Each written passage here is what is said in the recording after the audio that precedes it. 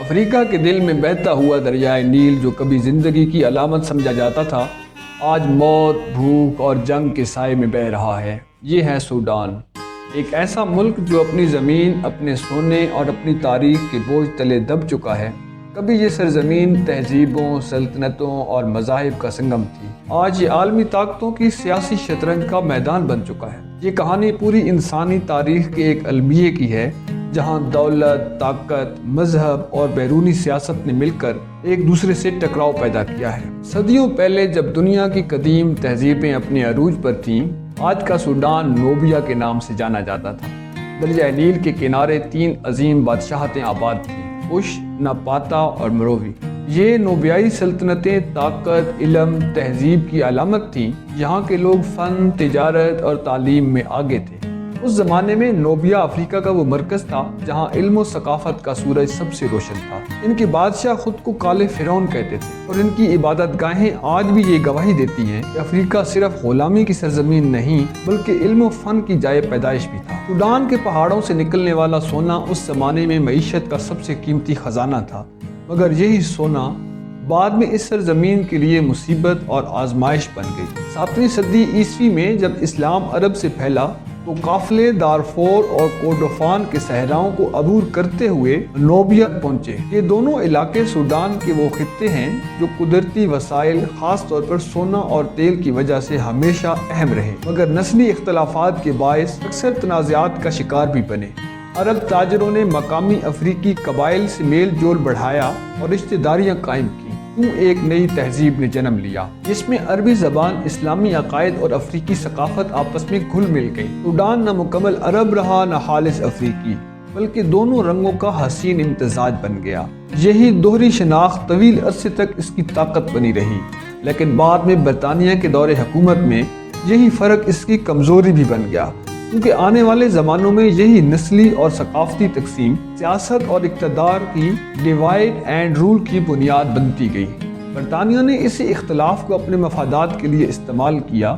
یہی پالیسی آگے چل کر سوڈان کی خانہ جنگی کی بنیاد بنی۔ دوستو 19ویں صدی میں جب برطانیہ نے افریقہ میں اپنی سلطنت کو بڑھایا، سوڈان بھی اس کی نو آبادی بن گیا۔ 1899 میں اسے اینگلو ایجپشن کنڈومینیم کے نام سے برطانیہ اور مصر کے مشترکہ حکمرانی کے تحت چلایا گیا۔ بظاہر یہ اشتراک تھا، مگر اصل کنٹرول برطانیہ کے پاس ہی تھا۔ دوستو انگریزوں نے ریلوے، کپاس کی تجارت اور زرعی نظام تو متعارف کروایا، مگر ساتھ ہی ایک ایسی تقسیم پیدا کی جو آج تک زخم بن کر باقی ہے۔ شمالی عرب نسل مسلمان اشرافیہ کو حکومت میں جگہ دی، جبکہ جنوبی افریقی عیسائی اور دارفور کے قبائل کو پیچھے دھکیل دیا گیا۔ مذہب، نسل اور زبان کی یہ دیواریں سوڈان کے لیے ایک نہ ختم ہونے والا زخم ثابت ہوئی۔ 1 جنوری 1956 سوڈان کی آزادی کا دن ہے۔ خرطوم کے آسمان پر جشن کے نعرے گونج رہے تھے، مگر اس آزادی کی کہانی کے پیچھے ایک خفیہ حقیقت تھی۔ سوڈان نے برطانیہ اور مصر دونوں سے آزادی حاصل کی، لیکن برطانیہ نے جاتے جاتے وہی وراثت چھوڑ گیا جو اس نے اپنی دوسری نو آبادیات میں بھی چھوڑی تھی۔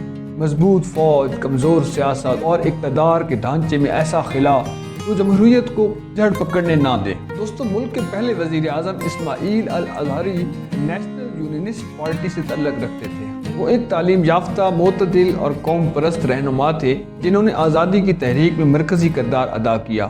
ان کے دور میں پہلی پارلیمانی حکومت بنی، مگر جمہوریت ابھی ابتدائی مرحلے میں تھی۔ ادارے غیر مستحکم تھے اور سیاستدان آپس میں منقسم تھے۔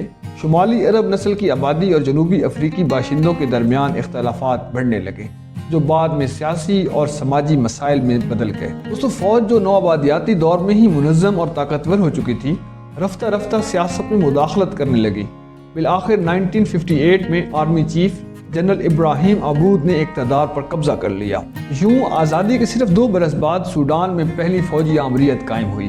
عبود کے ابتدائی اقدامات میں نظم و ضبط تو نظر آیا، مگر جلد ہی سیاسی آزادی سلب ہو گئی۔ پریس پر پابندیاں لگ گئیں اور جنوب میں بغاوتوں کی طاقت سے دبانے کا سلسلہ شروع ہوا۔ عوام کو جلد احساس ہوا کہ وہ ایک سامراج سے نکل کر دوسرے کے شکنجے میں آ گئے۔ آزادی کی جشن کی صدائیں اب خاموشی میں بدل چکی تھیں۔ دوستو اگلے اشروں میں سوڈان کی تاریخ میں فوجی قبضوں اور عوامی بغاوتوں کے درمیان ڈولتی رہی۔ دوستو جنرل جعفر نے 1969 میں اقتدار سنبھالا اور تقریباً 16 برس تک حکومت کی۔ ان کے بعد 1989 میں ایک اور فوجی افسر عمر البشیر نے بغاوت کے ذریعے اقتدار پر قبضہ کیا۔ ان کے دور میں مذہب کو سیاست کا ہتھیار بنایا گیا۔ انہوں نے اسلامی قانون نافذ کیا اور خود کو ایک مذہبی رہنما کے طور پر پیش کیا، مگر ان کے عہد میں بدعنوانی، ظلم اور آمرانہ طرز حکومت اپنی انتہا کو پہنچ گئی۔ 2003 میں مغربی سوڈان کے علاقے دارفور میں ایک مسلح بغاوت اٹھی۔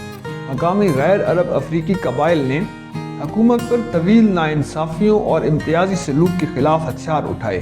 جواب میں حکومت نے عرب ملیشیا کو ان کے خلاف استعمال کیا۔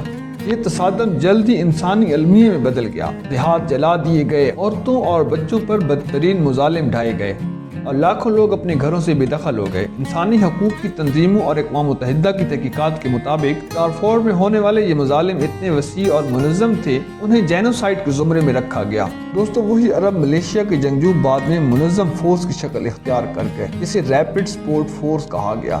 اس کے سربراہ محمد حمدان دگلو المعروف حمیدی بنے، جو آج کے سوڈان میں جاری خانہ جنگی کے مرکزی کردار میں سب سے اہم ہے۔ سوڈان کی یہ داستان صرف سیاست یا مذہب کی نہیں، ہونے کی بھی ہے۔ دارفور، کوردوفان اور دریائے نیل کے مغربی علاقوں میں دنیا کے سب سے بڑے سونا کانے موجود ہیں۔ ابتدا میں یہ دولت ملک کی خوشحالی کے لیے امید سمجھی گئی، مگر جلد ہی یہ مصیبت اور آزمائش بن گئی۔ ریاست کمزور تھی اور ان کانوں پر قبضے کے لیے فوج اور مقامی گروہوں میں جنگ شروع ہو گئی۔ سونا اب محض خزانہ نہیں بلکہ طاقت کا ذریعہ بن گیا۔ ریپڈ سپورٹ فورس روزانہ لاکھوں ڈالر کا سونا متحدہ عرب امارات اور دیگر ممالک کو بھیجتی ہے، بدلے میں اسلحہ اور ڈرون لیتی ہے۔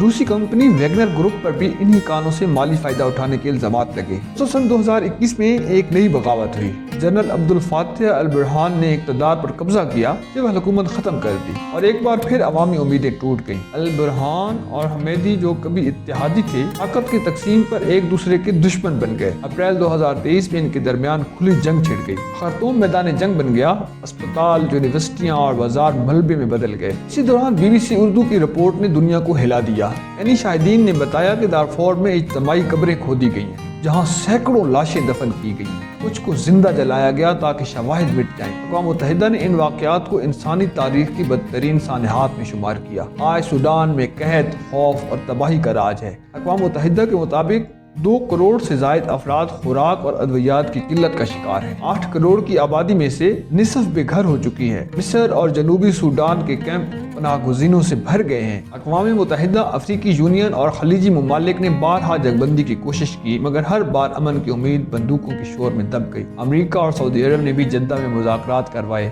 مگر کوئی فریق پیچھے ہٹنے کو تیار نہیں۔ ہر ایک کے پیچھے کوئی نہ کوئی بیرونی طاقت ہے۔ کوئی سونے میں دلچسپی رکھتا ہے، کوئی افریقی اثر و رسوخ میں اور کوئی عسکری اڈوں میں۔ دوستو، سوڈان کی جنگ صرف بندوقوں کی نہیں بلکہ بیانیے کی جنگ بھی ہے۔ فوج اپنے آپ کو ریاست کا محافظ کہتی ہے، مگر اصل قیمت وہ عوام ادا کر رہے ہیں جو نہ بندوق اٹھانا چاہتے ہیں اور نہ وطن چھوڑنا چاہتے ہیں۔ خرطوم کے وہی نوجوان جو کبھی ہمیں سول حکومت چاہیے کے نعرے لگاتے تھے، اب جلا وطن خیموں میں بیٹھے اپنے ملک کے ملبے کو اپنی آنکھوں سے دیکھ رہے ہیں۔ تاریخ اگر کچھ سکھاتی ہے تو یہ کہ سوڈان کے زخم نئے نہیں۔ 19ویں صدی میں ترک اور مصری افواج بھی سونے اور غلاموں کی تلاش میں یہاں آئے۔ بعد میں مہدی تحریک اٹھی جس نے برطانوی سلطنت کے خلاف جہاد کیا۔ خرطوم میں جنرل گولڈن کی موت برطانیہ کے لیے ایک سانحہ تھی، مگر سوڈانیوں کے لیے آزادی کی علامت بن گئی۔ 2019 میں پھر امید زندہ ہوئی۔ عوامی تحریک نے عمر البشیر کی 30 سالہ امریت کا خاتمہ کیا۔ وہی جذبہ آج بھی نیل کے کناروں پر زندہ ہے۔ ایسے لوگ اب بھی ہیں جو بندوق نہیں قلم اٹھاتے ہیں، جو چاہتے ہیں کہ اگر امن کی کوئی راہ ممکن ہے تو وہ انصاف سے ہو کر گزرے گی، نہ کہ سونے کی لالچ یا طاقت کی